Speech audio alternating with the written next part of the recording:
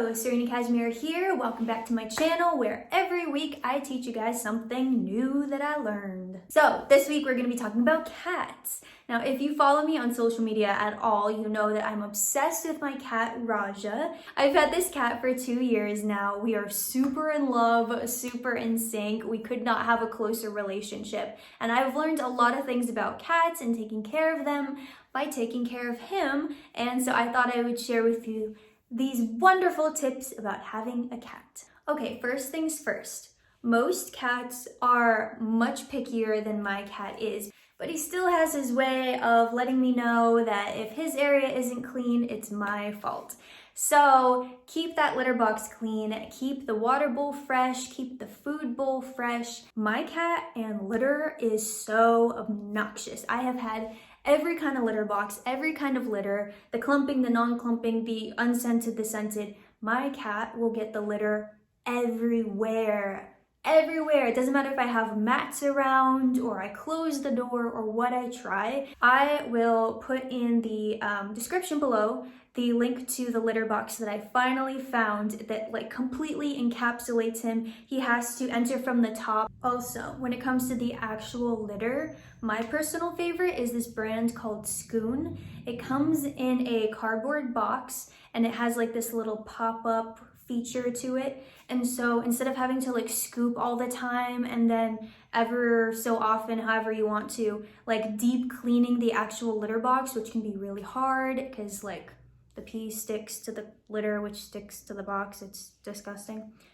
You just put this cardboard box inside of the litter box, and then depending on your level of cleanliness, you just change it out every like week or two. And it's just so much better because you just literally unfold it, stick it in, and then you don't have to worry about anything. And then you come back and then you fold it back and you throw the whole thing in the trash. So you could technically like clean it in between, which is probably the better thing to do. But if you're a busy millennial like myself, it's probably not gonna happen. Keeping to a schedule. A lot of people don't know that cats actually have separation anxiety just like dogs do. And some cats more than others, it depends how social your cat is. But if you're really taking care of your pet and your pet has, you know, a very outgoing personality, then you guys are gonna bond really hard. And if there's no one else in the house or there aren't other pets, it can get really lonely for your kitty. So one way to help with this is cats are very, very smart. And if you can kind of keep to a basic schedule, then they'll start to learn, okay, you're going to work now. Okay, you're going to go to your afternoon activities. But they know when they can count on you to be there. And they start to learn that even when you go away, you always come back. Have people over all the time. As soon as you get this cat, especially if it's a kitten, socialize that cat right away. Of course, you're the one that no matter what happens or where you go, you're always the one taking care of your cat. So they know to trust you and that you're the one they're going to go to for all their needs. But if you have people coming in and out all the time and always being friendly to them, they're not going to be in such a state of fear and they're not going to run and hide as soon as there's a guest. But cats are also very intuitive, so if you start to feel fear or anxiety or anything about a guest, they're going to pick up on that and know that something's up. Tell your cat everything. So cats actually can learn more human words than dogs can. So even though cats are known for knowing their name but ignoring you anyways, again, it depends on the personality of the cat.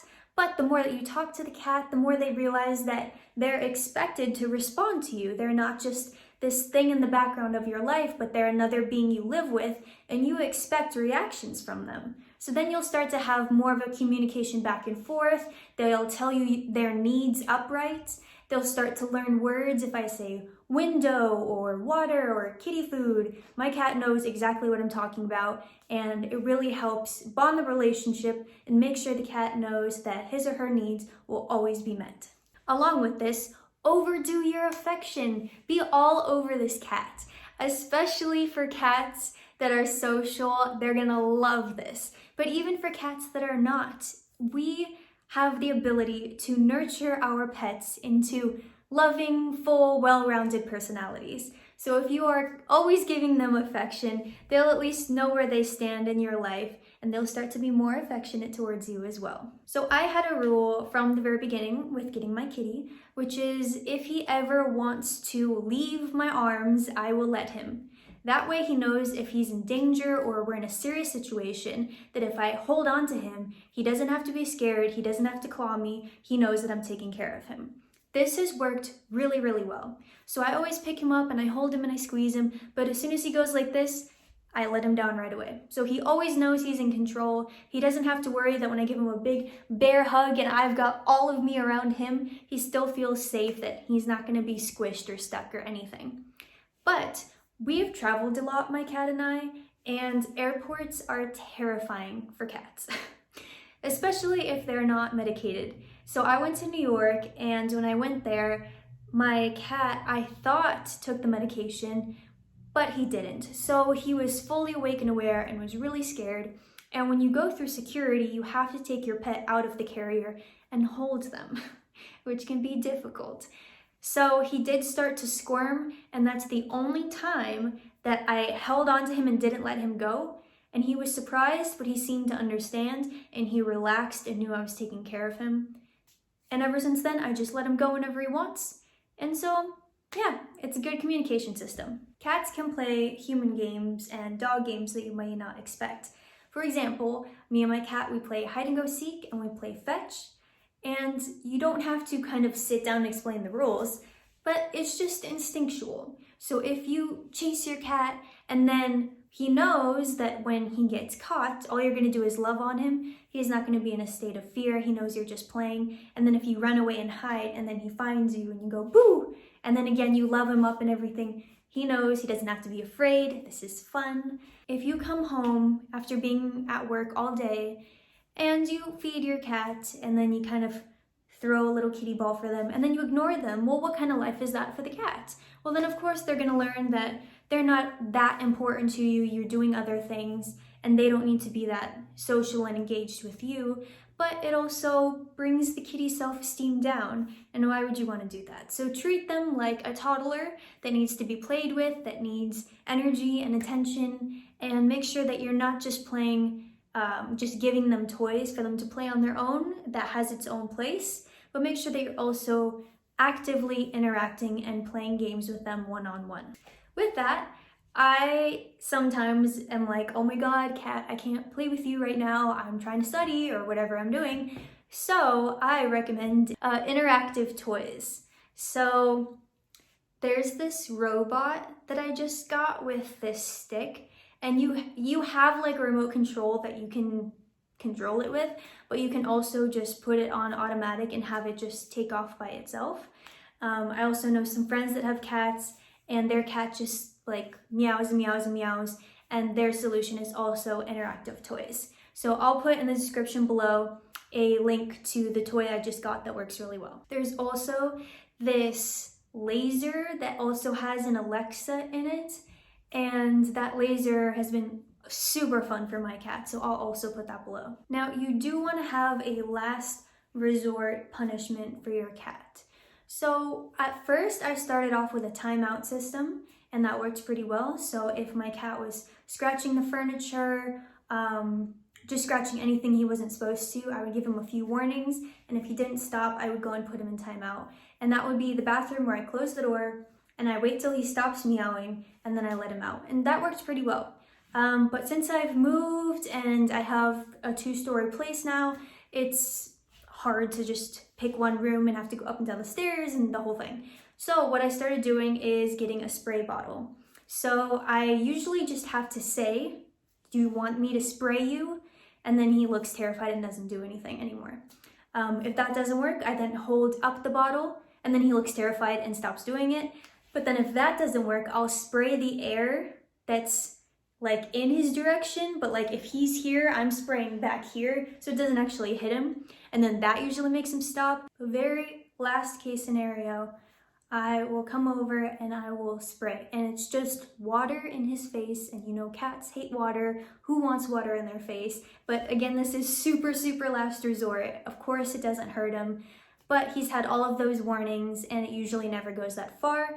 But on the like 1 or 2 occasions that I have sprayed him, I can tell you he's never done those things again. It worked permanently. You're gonna want to create specific rules for your cat. Now, when I first got my cat, I was told by the people at the shelter that cats can't learn this counter is okay, but not this one. They only know high platforms are all the same. That's what I was told. My cat does know the difference, so I beg to differ. And he's very intelligent, and we use the spray bottle system if need be. Keep your cat's nails clipped. Clipping cat nails is no fun for you or him or her. It has to be done because then you don't get scratched by accident. You're less likely to have your cat act out and need to scratch things all the time.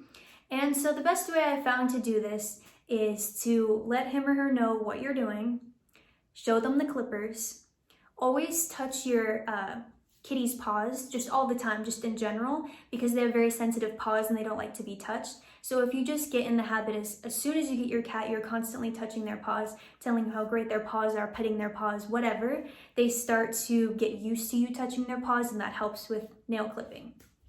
Then I'll sit in a chair and I'll put the cat on my lap like this, so that his upper body is here, his lower body is here. I'll tuck his tail under and sit him down in my lap. That way his tail's not uncomfortable. And then I'll usually cross my legs to like hold him in place. And then I put this arm underneath his one paw. And then I hold the paw here, and then I clip here.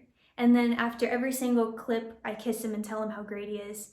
So that helps him to maintain patience. And I also only do the front paws. So that's not something that you have to do, but for me and my cat, really, he hates getting his nails clipped. I only care about the front paws. He never scratches with his back paws. So it's up to you, but just doing that, it helps the nail clipping experience go much faster. And last tip for kitty owners, make sure that you have high surfaces for them that are just for them. So if you want to get a kitty tree, they're taller than me and they can scratch and climb over that whole thing. If you've got like a windowsill, a bookshelf, there's so many like actual shelves you can install onto your wall that are just for cats. There's tunnels, there's all kinds of things, but cats love to be up high. They like to look down on you and feel like, you know, this is their domain, and it's kind of fun to watch them. So make sure they have those high surfaces. All right, that's all for this week. Thanks for watching. This is Serena Cashmere. Tune back in next week for another lesson on learning something new.